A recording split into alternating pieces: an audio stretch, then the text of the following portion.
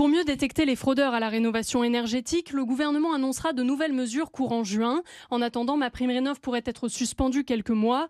Corruption, fraude et conflits d'intérêts. Pour la Cour des comptes, c'est la filière du DPE qui doit être mieux régulée. La DGCCRF recense actuellement 70 000 DPE frauduleux, une sous-estimation selon Assad Moueb, président de la fédération FedExpert. Lorsque le diagnostiqueur fait un DPE, il a pour obligation de transmettre ce DPE sur le portail Internet de l'ADEME. Donc, les chiffres qui sont avancés par la DGCCRF portent uniquement sur les DPE qui sont mis sur ce site.